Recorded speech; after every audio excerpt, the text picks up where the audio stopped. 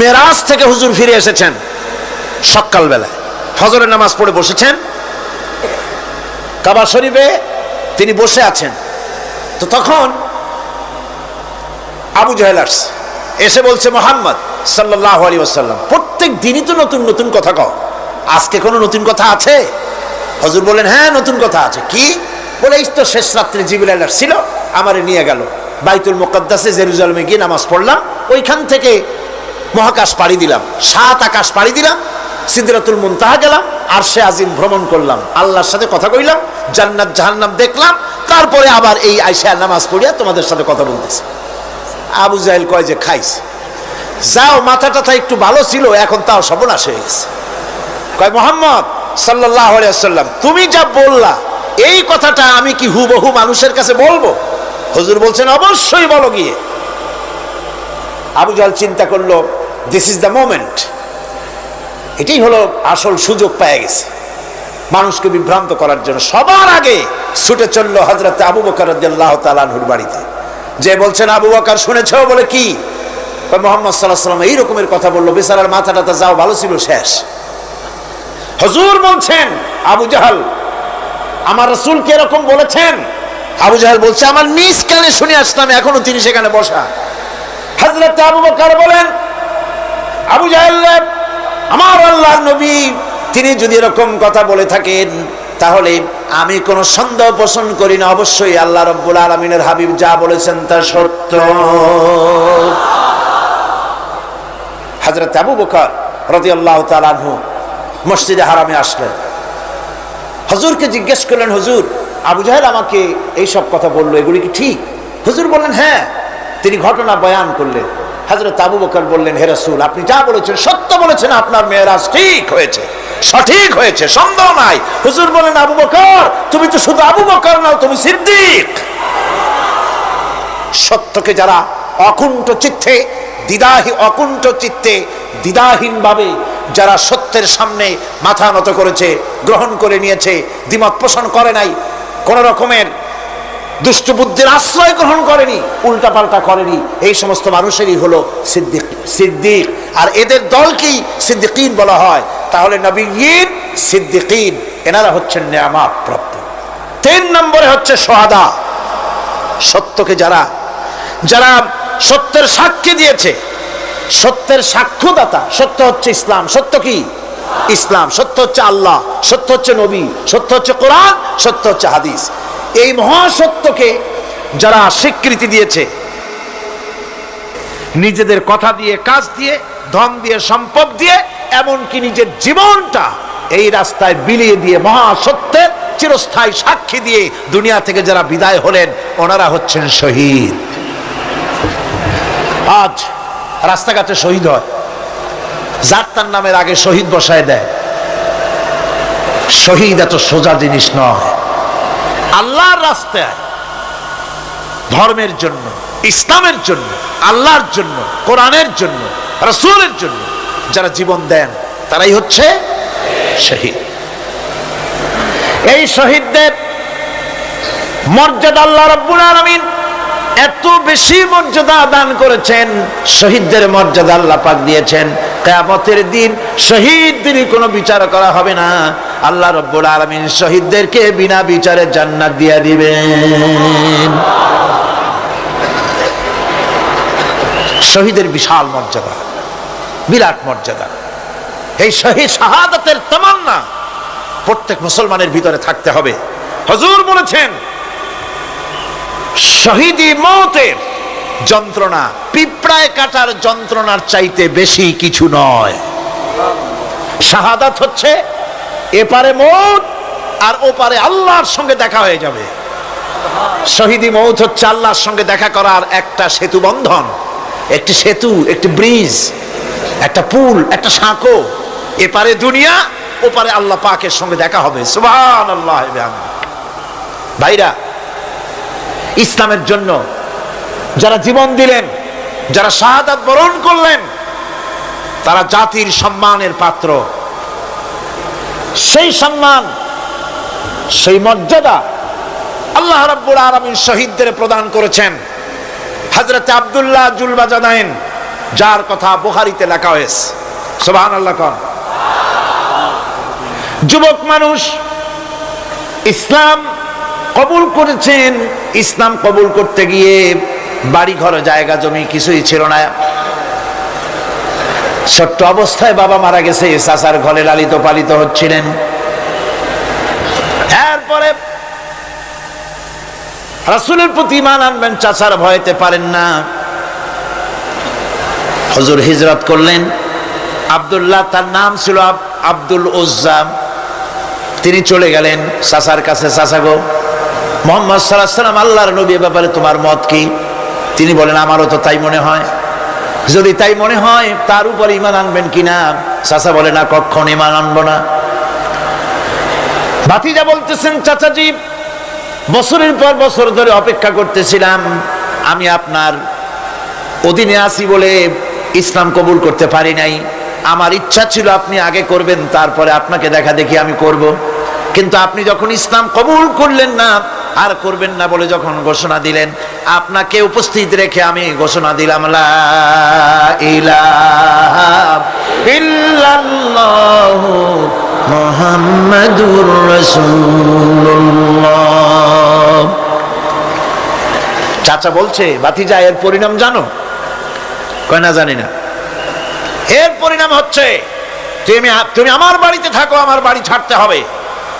বললেন রাজি আছি। উট ছাগল ভেড়া ঘোড়া যা দিছি ছাড়তে হবে। বলছে রাজি আছি। চাচা বলছে শুধু তাই নয়, পরনে যে লুঙ্গি আছে, গায়ে যে জামা আছে, আমার পয়সার লুঙ্গি জামা ছাড়তে হবে। ভাতিজা বলছে ঈমানের জন্য যা চাও সব ছাড়িয়ে দেব। জামা লুঙ্গি খুলে ফেলে দিয়ে দিলেন। হাদিস। তিনি চলে গেলেন মায়ের কাছে ওই অবস্থায়। মা এই যুবক ছেলেকে উলঙ্গ অবস্থায় দেখে দুই হাত দিয়ে নিজের চোখ চেপে ধরেছেন। বাবা, তোমার এই অবস্থা কেন?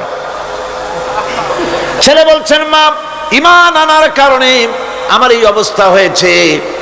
মা বলে, বাবারে কি চাও আমার কাছে? আব্দুল উজ্জা বলছে, মা কিচ্ছু চাই না, একটুখানি কাপড় আমারে দাও, আমি বিশ্ব নবী মুহাম্মদ সাল্লাল্লাহু আলাইহি ওয়াসাল্লামের খেদমতে যেতে চাই। মায়ের কাছে পুরানা কম্বল ছিল, কম্বলটা তিনি দিয়ে দিলেন। হযরতে এখনো তো সে মুসলমান হয়নি, ওই কম্বলটা ছিঁড়ে নিয়ে দুই টুকরা করে কম্বলটা পরলেন, আদাটা তাতে করে হাঁটু ঢাকে না, আর একটা কোন রকম গায়ে দিলেন। এরপরে হেঁটে হেঁটে কষ্ট করে মদিনায় চলে গেলেন। মসজিদে নববীর ভিতরে ঢুকে দরজার কাছে বসা বিশ্বনবী জনাবে মুহাম্মদুর রাসূলুল্লাহ সাল্লাল্লাহু আলাইহি ওয়াসাল্লাম মসজিদে নববীতে, যুবক, হাঁটুর উপরে কাপড়, মাথার চুল, উস্কো খুস্কো চেহারা, ক্ষুধার্ত চেহারা। হুজুর জিজ্ঞেস করছেন, তুমি কে? তিনি বললেন, আমার নাম আব্দুল উজ্জা। তোমার এই অবস্থা কেন? তিনি বললেন, হুজুর ঈমান আনার জন্য বাড়ি ঘর জায়গা জমিন উট বাছুর সব হারাইছি, এমনকি পরনের লুঙ্গিও আমারে দেয় নাই, মার কম্বলটা ছিঁড়িয়ে এনেছি। নবীজি আসহাবে সুফফার ভিতরেই তাকে বসতে দিলেন, তাকে থাকতে দিলেন, আর বললেন তারে কোরআন শরীফ শিখাবা। আব্দুল উজ্জাকে হুজুর বললেন, তোমার নাম উজ্জা নয়, তোমার নাম আব্দুল্লাহ। হাদিস শরীফে এসেছে আল্লাহর কাছে দুইটা নাম বেশি প্রিয়, একটা হচ্ছে আব্দুল্লাহ আর একটা হচ্ছে আব্দুর রহমান। মুসলমান হলেন। এরপরে আসহাবে সুফফার মধ্যে বসে আছেন, কোরআন শরীফ জোরে জোরে তেলাওয়াত করেন। আসহাবে সুফফা রাসূলের কাছে নালিশ করলেন, অভিযোগ করলেন, হুজুর এই আব্দুল্লাহর কোরআন শরীফ এত জোরে পড়ে, তার চিল্লানির জ্বালায় আমরা বিশ্রাম করতে পারি না। নবীজি বললেন, সাহাবীরা আব্দুল্লাহকে বেশি করে চিল্লাইতে দাও, বাধা দিও না, কারণ তার ঈমান বড় দামের ঈমান হয়েছে, ঈমান আনতে গিয়ে কিছু আনতে পারে নাই, তাকে বাধা দিও না, প্রাণ ভরে চিল্লাইতে দাও, জোরে জোরে পড়তে দাও। ইতিমধ্যে তাবুকের যুদ্ধের রণদামামা বেজে উঠেছে। রোমান সৈন্যরা হুজুরের সঙ্গে যুদ্ধ করবে, জিহাদ করবে, ইসলামকে পরাজিত করার জন্য তারা আক্রমণের প্রস্তুতি নিল। নবীজি রোমানদের সঙ্গে লড়াই হবে বলে সাহাবায়ে কেরামদের কাছে সাহায্য চাইলেন। যার কাছে যা আছে অস্ত্রপাতি জমা করো, টাকা দাও, পয়সা দাও। সবাই মিলে দিতে লাগলেন। দিতে দিতে মহিলারা গলার হার, নাকের ফুল, কানের দুল হুজুরের সামনে স্তূপ হয়ে গেছে, টাকা কড়ি সোনা দানা সব শুদ্ধ। হুজুর বলছেন, সাহাবীরা সবাই তো সব জিনিস দিলে, আমার আবু বকর রে দেখি না কেন? হযরত আবু বকর রাদিয়াল্লাহু তাআলা আনহু একটা পিলারের আড়ালে দাঁড়ানো ছিলেন। হুজুরের ডাক শুনে তিনি আসলেন, হাতে ছোট্ট একটা থলি, চোখে পানি। থলিটা হুজুরের হাতে তুলে দিলেন। হুজুর থলি ছাড়লেন, দেখা গেল কয়েকটা দিরহাম আর কয়েক কেজি গম, আর কিছু নাই। হুজুর তাকালেন, দেখছেন আবু বকর রাদিয়াল্লাহু তাআলা আনহুর চোখের পানিতে দাড়ি ভিজে ভিজে পড়তেছে। হুজুর বললেন, আমার সাহাবীরা, আজ তোমরা সকলে মিলে যে দান করেছো, সেই দানের তুলনায় আবু বকর যে দান করেছে আল্লাহ রাব্বুল আলামিনের কাছে তা বেশি মূল্য হয়েছে। মনের মধ্যে অনেকের প্রশ্ন জাগলো, কেমন করে তা হলো? আমরা এত এত দিলাম। হুজুর জিজ্ঞেস করলেন, ও সাহাবী, তুমি কত দিয়েছো, বাড়ি কত আছে? তিনি বললেন, এত দিছি, এত আছে। তুমি কত দিয়েছো, কত রেখে এসেছো? প্রত্যেকে এরকম বলল। হযরতে ওসমান, হযরতে ওমর, হযরতে আলী রিদওয়ানুল্লাহ তাআলা আলাইহিম আজমাইন, তারাও বললেন, অর্ধেক এনেছি, অর্ধেক থুয়ে আসছি, 2 ভাগ এনেছি, 1 ভাগ রেখে আসছি। সব শেষে নবীজি হযরত আবু বকর রাদিয়াল্লাহু তাআলা আনহুকে প্রশ্ন করলেন, আবু বকর, তুমি কি এনেছো আর বাড়ি কি রেখে এসেছো? হযরত আবু বকর বলেন, ইয়া রাসূলুল্লাহ, ইয়া হাবিবাল্লাহ, আমার বাড়িতে জাগতিক সম্পদ বলতে যা বুঝায় সবটুকু এনে নবীজির কদম মোবারকে দান করে দিয়েছি। আবু বকরের ঘরে এখন আল্লাহ আর তার রাসূল ছাড়া কোনো জিনিস বাকি নাই, যা ছিল সব এনেছি। হুজুর জিহাদে রওনা হলেন 30,000 সৈন্য সাথে, 30 সহস্র সৈন্য নিয়ে নবীজি তাবুকের দিকে চললেন। পথের মধ্যে হযরত আব্দুল্লাহ এসে হুজুরের সামনে দাঁড়ায় গেছেন। আব্দুল্লাহ এসে বলেন, ইয়া রাসূলুল্লাহ, একটু দাঁড়ান। এই জিহাদে মেয়ে লোক, পুরুষেরা, সাহাবীরা সবাই প্রাণ ভরে দান করলো, কিন্তু আমি এমন এক বান্দা, আল্লাহর কিছুই দিতে পারলাম না। আমার তো দেওয়ার মতো কিছুই নাই হুজুর, আমার দেওয়ার মতো কিছুই নাই। তবে আমি আপনার কাছে দোয়া চাই, আপনি দোয়া করুন, আমি যেন এই যুদ্ধে, এই জিহাদের ময়দানে আমি যেন শহীদ হতে পারি। নবীজি বললেন, একটু বাকল নিয়ে আসো গাছের। একটা গাছের বাকল আনা হলো। এই বাকলটা হুজুর নিজ হাতে আব্দুল্লাহর হাতে বাঁধা দিলেন আর বললেন, রব্বুল আলামিন, আমি আব্দুল্লাহর রক্ত কাফেরদের জন্য হারাম করে দিলাম। হযরত আব্দুল্লাহ কেঁদে জারজার হয়ে যাচ্ছেন, বলছেন, ইয়া রাসূলুল্লাহ, আমি চাইলাম শহীদ হব, আর আপনি আমার রক্তকে কাফেরদের জন্য হারাম করে দিলেন। হুজুর বলেন, আব্দুল্লাহ রে, এখন যদি তোমার মৃত্যু জ্বরের ভিতর হয়, আল্লাহ রাব্বুল আলামিন তোমারে শাহাদাত নসিব করে দিবেন। তাবুকের ময়দানে হুজুর চলে গেলেন। কয়েকদিন পরে খবর আসলো হুজুরের কাছে, আব্দুল্লাহ কয়েকদিন জ্বর ভোগ করে আব্দুল্লাহ মারা গিয়েছেন। হুজুর বললেন, তার জানাজার ব্যবস্থা করো, কাফন দাফনের ব্যবস্থা করো। ব্যবস্থা হয়ে গেল। রাতের বেলায় দাফন হবে। একজন লোক কবরের কাছে দাঁড়ায় টিম টিম করে একটা আলো নিয়ে দাঁড়ায় আছে, আর একজন লোক কবরের ভিতরে নেমেছেন। 2 ব্যক্তি লাশ 2 হাতে উঁচু করে নিয়ে আসতেছেন কবরের কাছে। যিনি কবরের ভিতরে দাঁড়ানো, তিনি বলতেছেন, লাশ বহন করে তোমরা যে 2 জন আনতেছো, লাশের সাথে খবরদার বেয়াদবি করো না, তোমাদের ভাইয়ের সঙ্গে আদব করো।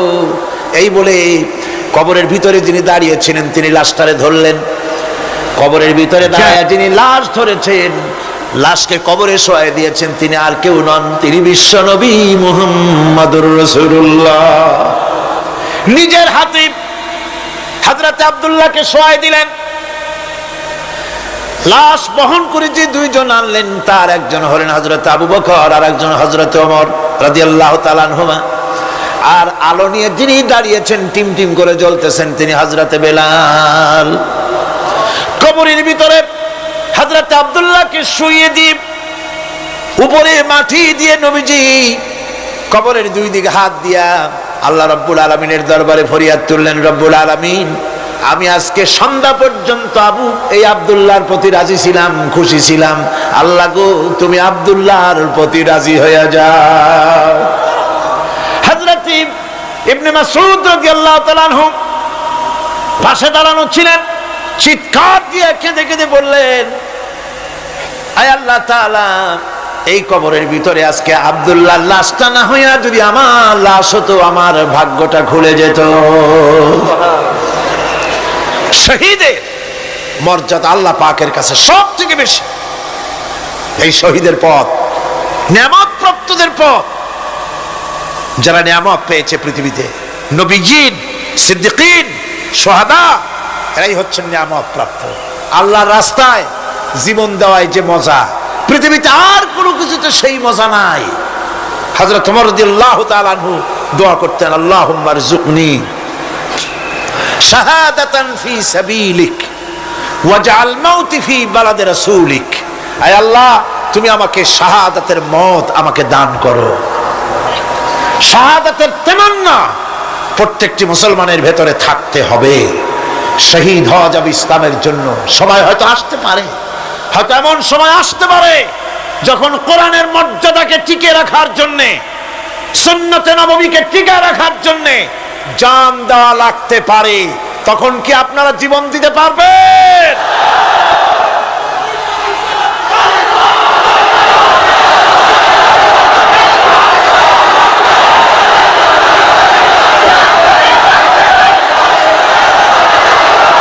এরপরে চতুর্থ নম্বরে হচ্ছে সালিহিন। চতুর্থ নম্বরে কি?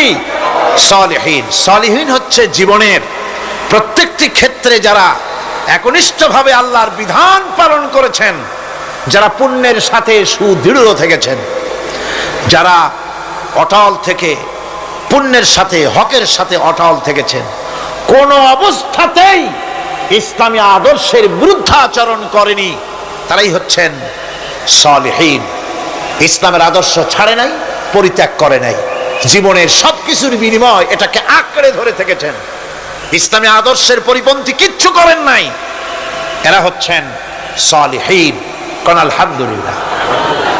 আল্লাহর অনুগ্রহ প্রাপ্ত কয় শ্রেণী? 4 শ্রেণী। নবীজিন, সিদ্দিকিন, শুহাদা, সালিহিন। এই 4 শ্রেণীর লোকেরাই হচ্ছে নিয়ামত প্রাপ্ত।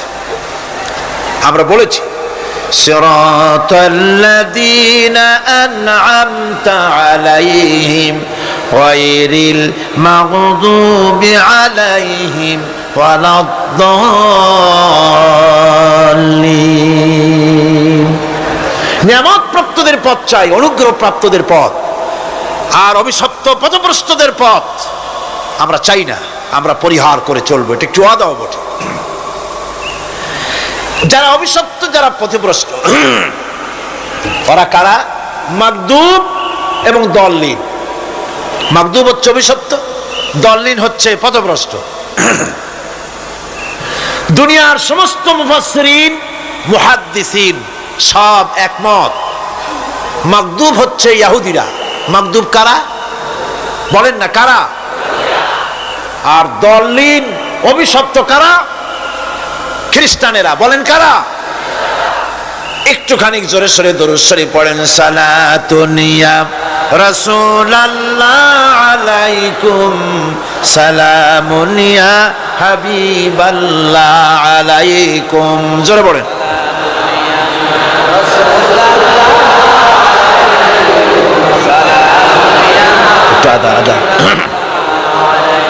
সালাতুন ইয়া রাসূলুল্লাহ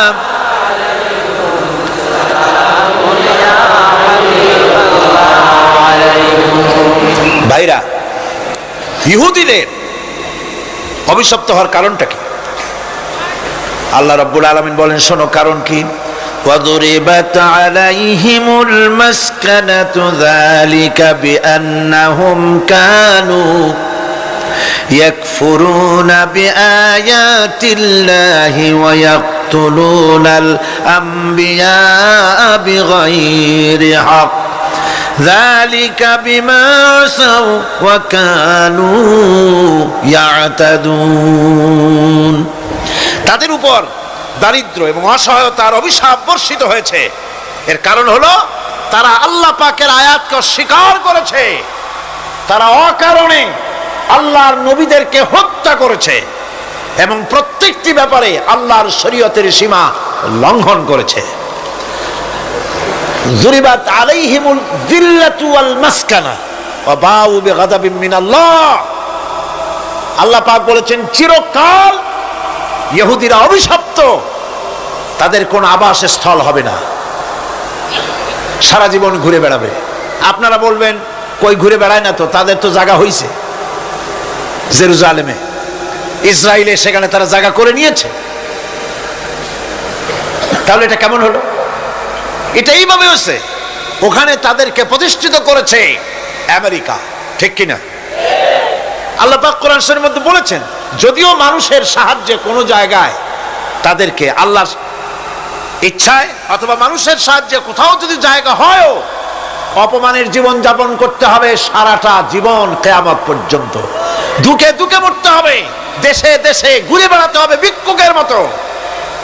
সে অবস্থাই হয়েছে। আমেরিকা ওদের উপর থেকে হাত উঠায় নিক, মধ্যপ্রাচ্যের আজকের ২০ ফোড়া ইসরায়েল, আমেরিকা যদি তাদের রুবুবিয়াতের প্রতিপালনের হাতটা উঠায় নেয়, তাহলে আরব দেশে যত লোক আছে যুদ্ধ করা লাগবে না, এক পাশে গিয়ে পেশাব করলে ভাসিয়া লোহিত সাগরে চলে যাবে।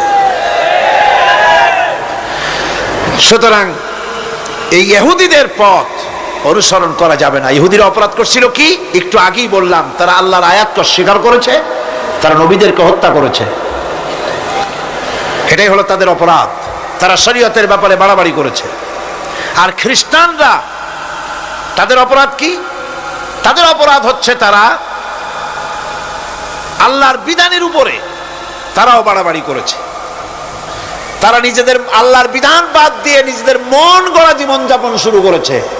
তারা ঈসা আলাইহিস সালামকে আল্লাহর ছেলে বানাইছে। তারা মদ খায়, তারা জিনা করে, তারা শুকর খায়। তাদের উপরে শরীয়তকে সম্পূর্ণ বুড়ো আঙ্গুল দেখায়া তারা মুশরিকের চাইতেও খারাপ হয়ে গিয়েছে, ঠিক কিনা? এরা হিন্দুরা কখনো বলে না যে আল্লাহর ছেলে মেয়ে আছে, বলে নাকি? কিন্তু ওরা আল্লাহর ছেলে বানাইছে, মেয়ে বানাইছে, বউ বানাইছে। নাউজুবিল্লাহ। আমেরিকায়, ইংল্যান্ডে, সেসব জায়গায় গির্জায় আজ আর খ্রিস্টান যাওয়ার লোক নাই। সপ্তাহে একদিন ইবাদত করে, সানডে। সেই সপ্তাহের একদিন ইবাদত করতে লোক পাওয়া যায় না। সেদিন তারা ফুর্তিনার্তি করার জন্য বউ বাচ্চা নিয়ে, মদ টদ নিয়ে, সিবেচে গিয়ে কাপড় চোপড় ভালাইয়া যা খুশি তাই করে। তারা মসজিদে আসে না, কি বলে, গির্জায় যায় না। ফলে আমার নিজের চোখে দেখেছি বহুত গির্জা এমন আছে যার সামনে লেখা আছে ফর সেল, বিক্রয়ের জন্য। এই সাইনবোর্ড যখন লাগায়, এলাকার মুসলমানেরা চান্দা তুলিয়া গির্জা কিনা সব সমানে মসজিদ বানাইতেছে। ইংল্যান্ডে আজ থেকে 100 বছর আগে মসজিদ ছিল মাত্র একটা। সেই গ্রেট ব্রিটেনে এখন মসজিদের সংখ্যা 7,000-এর উপরে। আলহামদুলিল্লাহ। সুতরাং এই খ্রিস্টান এবং ইহুদিদের পথ অনুসরণ করা যাবে না। কিন্তু তারপরেও আমরা অনুসরণ করছি না, করছি না? করছি।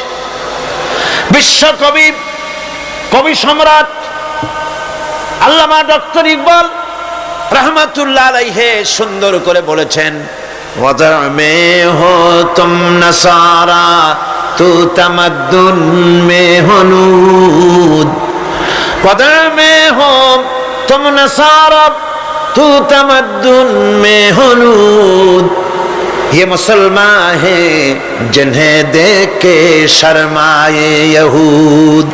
চাল চলনে হিন্দু তুমি, বেশভূষাতে খ্রিস্টান, মুসলমান এই যারে দেখে ইহুদ করে লজ্জা জ্ঞান।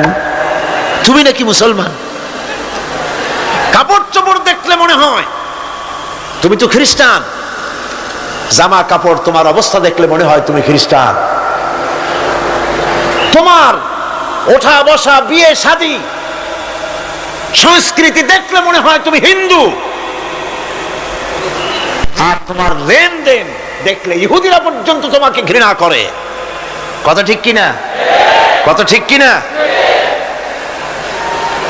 এই হলো মুসলমানদের অবস্থা। সুতরাং আল্লাহ পাক বলছেন ইহুদিদেরকে ছাড়তে হবে, খ্রিস্টানদের অনুকরণ ছাড়তে হবে। ইহুদি খ্রিস্টান সকলের অনুকরণ ছেড়ে দিয়ে নিয়ামত প্রাপ্ত ওই 4 শ্রেণীর লোকের অনুসরণ করতে হবে, তাহলেই খাঁটি মুসলমান হওয়া যাবে। কোন আলহামদুলিল্লাহ। এই হলো সূরা ফাতিহা, যা গত আজকের দিন সহ 5 দিন আমরা আলোচনা করলাম। কোন আলহামদুলিল্লাহ। এখন এই সূরা ফাতিহাকে আমি আপনাদের পকেটে উঠাই দিতে চাই, যাতে করে মনে থাকে। 5 দিনের অনেক কথা এক জায়গায় করে দিলে মনে করতে সুবিধা হবে, ঠিক কিনা? মনে রাখতে সুবিধা হবে। সূরা ফাতিহা আয়াত কয়টা? এই 7টি আয়াতের 7টি শিক্ষা আছে। সূরা ফাতিহার শিক্ষা 1, সকল প্রশংসা কেবলমাত্র হাদিস শরীফে এসেছে, ইদা মুদিহাল ফাসিকু ইহতাজ্জাতিল আরশ, যখন কোন ফাসিকের প্রশংসা করা হয়, যে ব্যক্তি নামাজ পড়ে না, রোজা করে না, দিন মানে না, ঈমান নাই, চরিত্র নাই, এমন লোককে যখন প্রশংসা করা হয়, আল্লাহ পাকের আরশ গোসায় থরথর করে কাঁপতে থাকে। সুতরাং সমস্ত প্রশংসা হবে কার? পার্লামেন্টে যখন বাজেট বক্তৃতা হলো, বাজেটের উপরে 39 ঘন্টা আলোচনার সুযোগ এলো। আমি দেখলাম প্রত্যেকেই আলোচনার সময় বলছেন, আমি স্মরণ করছি সহস্র বছরের অমুক, শ্রেষ্ঠ অমুক, আমার নেতা অমুক, এভাবে বলছে। প্রত্যেকেই দাঁড়িয়ে বলছে, আমি স্মরণ করি অমুক আর তমুক। আমি খুব চিন্তায় পড়ে গেলাম, আহারে, পৃথিবীর 2য় বৃহত্তম মুসলিম দেশ, আমার আল্লাহর নাম উঠছে না। আমি সময় পেলাম 25 মিনিট। তথ্য মন্ত্রণালয়ের কলিজা তো পুঁটি মাছের মতো বড়, সেই জন্য আমার বক্তব্য তারা দেয় নাই। ওই 25 মিনিটে আমি যে আলোচনা করেছি, আমি প্রথম দাঁড়ায়া আমার তৃপ্তি, মনে হয় এই রকমের তৃপ্তি আমার কখনো নিকট বর্তমানে কোনোদিন হয়েছে কিনা আল্লাহ জানে। ওই দিন আমি যা তৃপ্তি পেয়েছি, আমি দাঁড়িয়ে বললাম নাহমাদু নুসাল্লি আলা হামদ সানা কুইয়া, তারপরে বললাম আমি স্মরণ করছি হৃদয়ের সবটুকুন আবেগ উজাড় করে, জীবনের সব শ্রদ্ধা একত্রিত করে আমি স্মরণ করছি। যখন বলছি দেখি 2 দিকের মানুষ হতচকিত হয়েছে, কার নাম কই? আমি বললাম আমি স্মরণ করছি বিশাল ওই আকাশের মালিক, বিস্তীর্ণ এই জমিনের মালিক, কুল কায়নাতের মালিক আমার আল্লাহ রাব্বুল আলামিনকে স্মরণ করছি।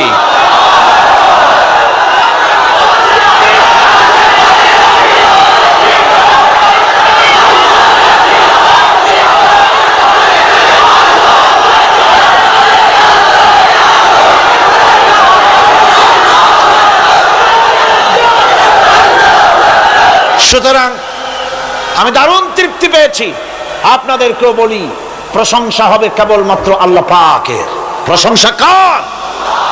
আর প্রশংসা হবে বিশ্ব নবী জনাবে মুহাম্মদ রাসূলুল্লাহ সাল্লাল্লাহু আলাইহি ওয়াসাল্লাম।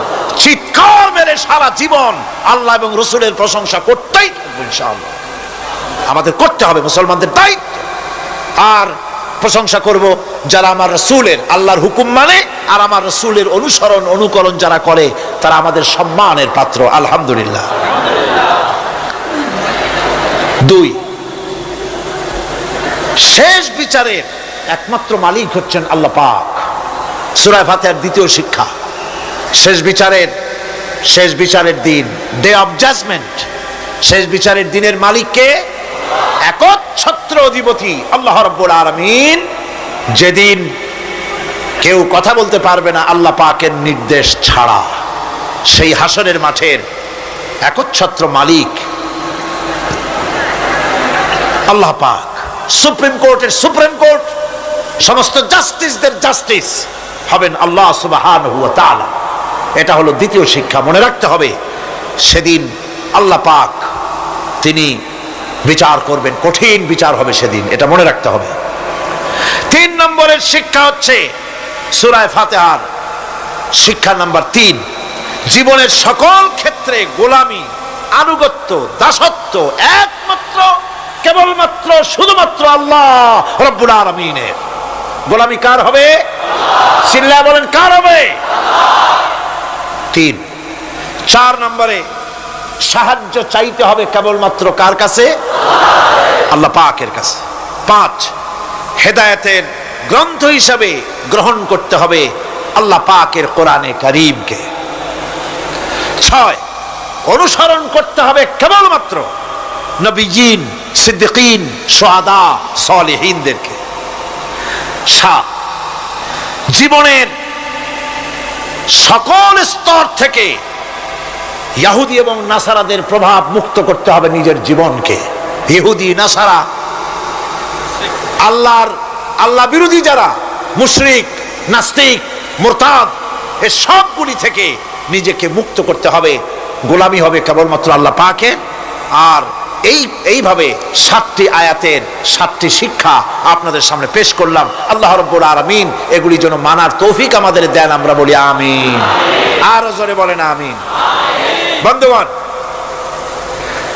গায়রিল মাগদুবি আলাইহিম ওয়ালাদ-দাল্লিন আমরা পড়ি, ইহুদি এবং খ্রিস্টানের পথ অনুসরণ করব না বলি, কিন্তু এই তো 1 জানুয়ারি আসতেছে। 1 জানুয়ারি 1997 সন 31 ডিসেম্বর রাত 12টা 1 মিনিটের সময় বাংলাদেশের শহর সমূহে বাজি পোড়ানো শুরু হয়। কথা ঠিক কিনা? আমি জিজ্ঞেস করতে চাই, এটা কি খ্রিস্টানের দেশ? জোরে বলেন, এটা কি খ্রিস্টানের দেশ? অবশ্য আমাদের দেশে খ্রিস্টান, হিন্দু, বৌদ্ধ যারা আছে তারাও আমাদের নাগরিক, সন্দেহ নাই। কিন্তু এই দেশ হচ্ছে পৃথিবীর 2য় বৃহত্তম মুসলিম দেশ। খ্রিস্টানেরা নববর্ষ উদযাপনের জন্য বাজি পোড়াক, ফুর্তি করুক, যা বললায় তাই করুক, কিন্তু একজন মুসলমান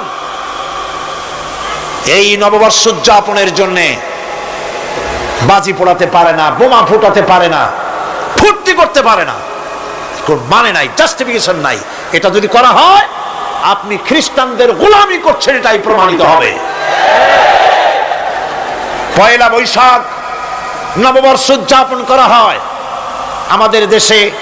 আজ 2-4 বছর ধরে শুরু হয়েছে 1 বৈশাখ উদযাপন করা। 1 বৈশাখে সকাল বেলায় বাসন্তী রঙের শাড়ি পরে সারা রাত রাস্তায় আলপনা এঁকে রমনা লেকের পাশে গিয়ে যুবতী আর যুবকরা বাসন্তী রঙের শাড়ি পরে সূর্য উদয়ের পানে করজোড়ে সেদিকে তাকিয়ে বলে, এসো হে নববৈশাখ, স্বাগতম হে। বৈশাখ বলে, বাবাজিরা আমারে ডাকতেছো? ওয়েট এন্ড সি, অপেক্ষা করো, আসতেছি।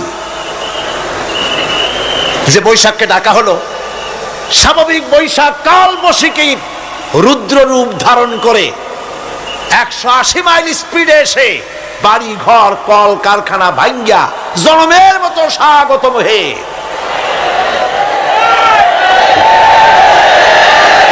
এরপর রাজনৈতিক নেতৃবৃন্দ এবং বুদ্ধিজীবী, ছাত্রছাত্রী, শিক্ষক, 1 শ্রেণীর শিক্ষক বৃন্দ মঙ্গল প্রদীপ জ্বালিয়ে দিনের সূচনা করেন।